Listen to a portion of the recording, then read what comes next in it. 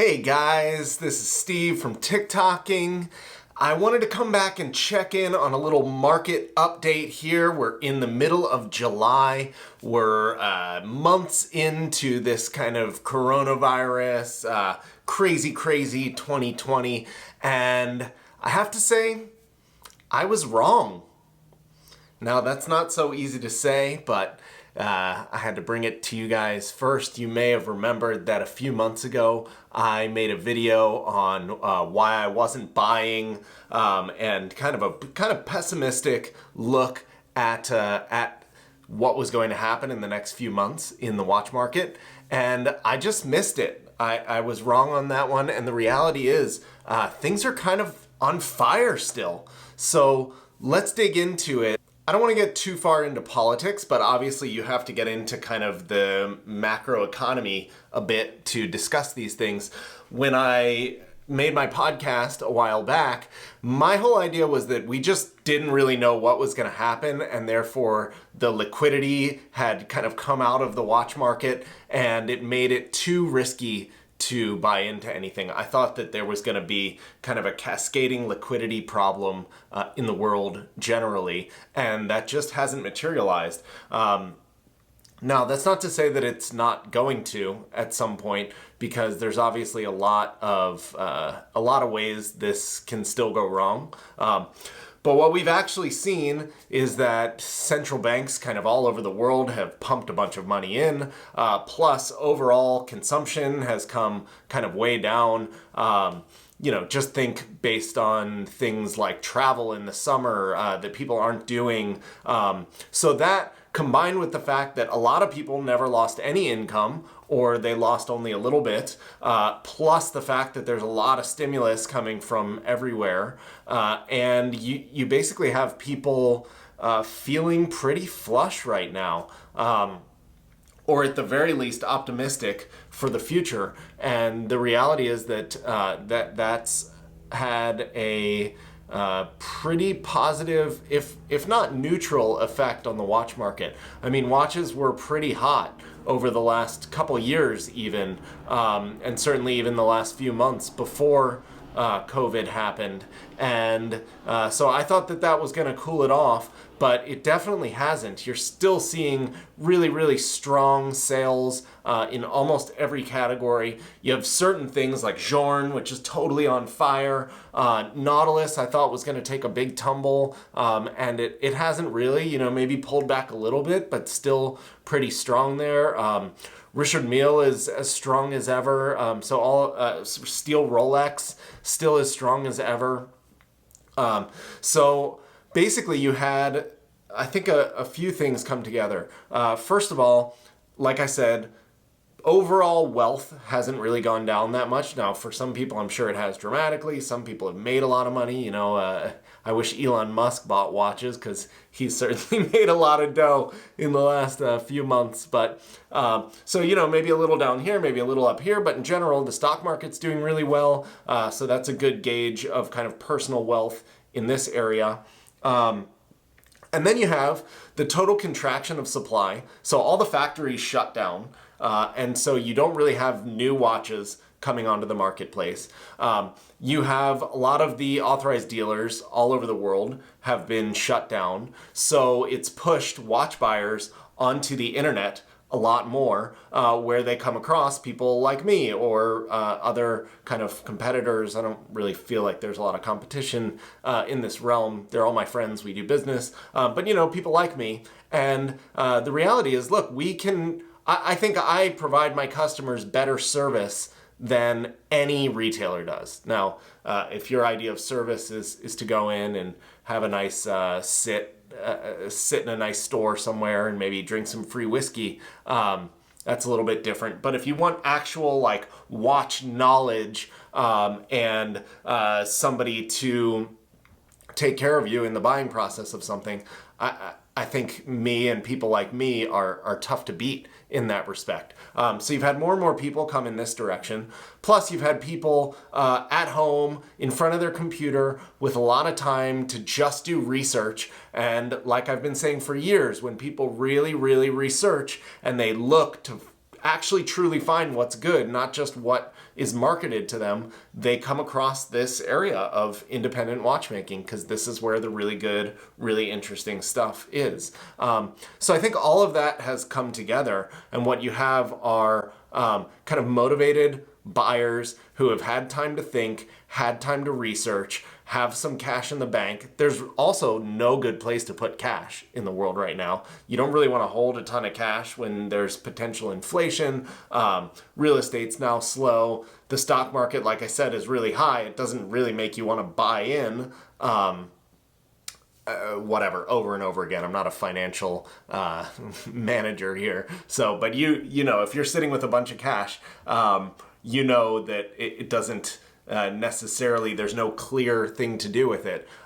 So you're looking around, doing a lot of research, coming across all this good stuff. Maybe you finally have time to watch some of my videos and learn about these brands that you've never learned about. You're looking at your watch collection and seeing that you've got a bunch of sort of the same thing over and over and over again, or a bunch of these kind of products that ring hollow a little bit when you really take stock of what's important to you and you come to this area.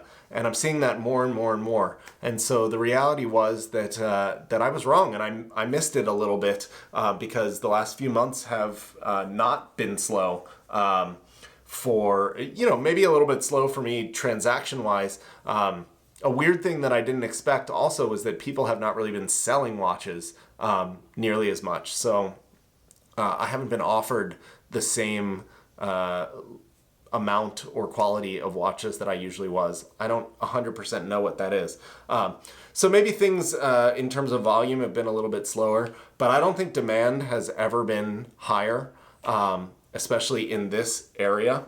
And I think that it's really exciting for me for after years and years and years in this area of these tiny little brands to finally be getting some people paying attention and recognizing that this is the space to be in. Now, I think that also, there's a certain amount of people that buy what they like. That's what we always say. You should buy what you like. You should trust your taste, whatever. And that's 100% true, and it's right. And the people that are brave enough to follow that end up with really cool collections and also end up doing really well monetarily usually. But there's also a much, much larger group of people that will never really listen to that. They may pay lip service to it, but the reality is that they're not prepared to really put money on the line, and they want to know that their investment is secure.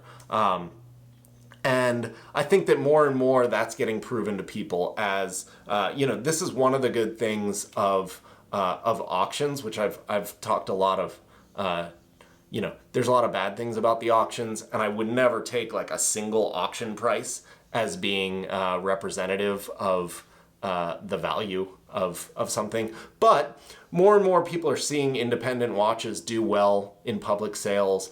They're seeing my sales, which I always have. I put my inventory on my website, and when they're sold, they're sold.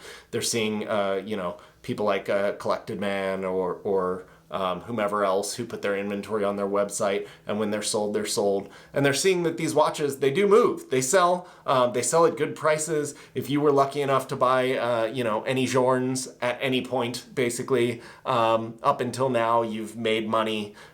If you were buying De Bethunes a couple years ago, you've made money. If you were buying Urwerks a couple years ago, you've made money. If you were buying Richard Mille, a dozen years ago, you've made money. If you were buying, Greubel Forsey a few years ago, you've made money. So this is becoming more and more of the norm. Not that I say, look, I would never say that making money on a watch is the norm. But people aren't getting creamed like they think they were. And this whole idea that I'm going to buy a Patek, a super boring Patek, instead of this thing that I really want, because Patek is the safe thing, just hasn't proven to be true. There are actually really great modern Pateks that you can barely give away right now. And certainly they trade at quite a lot less than what people were paying for them when they first came out. So I think that the independent watch area really has matured quite a bit. Collectors are coming in more and more because it feels like a more mature market. And that's not a bad thing. It's nice to have new people here. Now there's a lot to learn, and I would definitely suggest that these people kind of go back through my channel and try to get as much knowledge as they can, and pay attention a lot to the stuff that I buy and the stuff that I sell. There's a lot of independent watches, and they're not all good. I'm not I'm not somebody who supports the entire thing. There's a lot of people who come into the area and make stuff that's not nearly up to the quality level that they say that it is, or they, a little bit more marketing than substance. But I buy the good stuff. I sort of follow my personal taste and everything. And so if you look at, I probably trade mainly 5, 6, 8 brands. So, people ask like, hey, Steve, what's the really good stuff? What brands do you really love? I'm like, just look, I buy the same 6 brands for a reason. These are the really great guys. So the information's out there. I'm really excited at this sort of new stage in independent watchmaking. I love that there are people coming here. I love every time I get an email from somebody saying, look, hey, I love your channel. I just wanted to tell you that I have decided I really want to get into independent watchmaking, and I'm about to buy my first piece, and can you help me with an Urwerk or a Kari Voutilainen or a Grubel Forsey or an MB&F or whatever. I'm getting these more and more and more often, and it's really, really cool. So this is a really, I think, a cool thing going on in the world right now, when a lot of stuff is not so cool, to put it mildly. We do have people that are being a little bit more conscious about their consumption. They want to know what they're buying. They want to make sure they're buying the right stuff. They now know that they,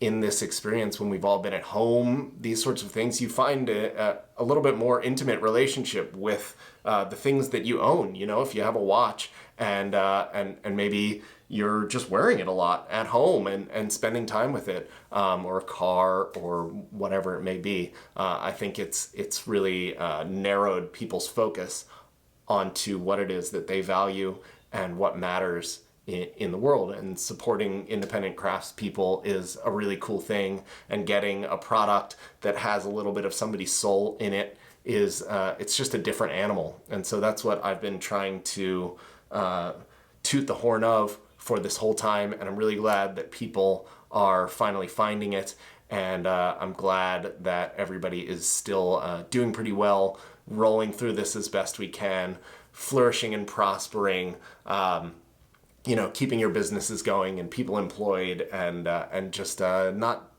blocking out the negativity, and keeping this thing rolling, because it's people like you, the entrepreneurs of the world, and the business owners and whatever that keep this whole thing going. So that's it. I was wrong. I'm now trying to get on the right side of this thing. I admit it. Anyway, wrong in a good way. So sue me.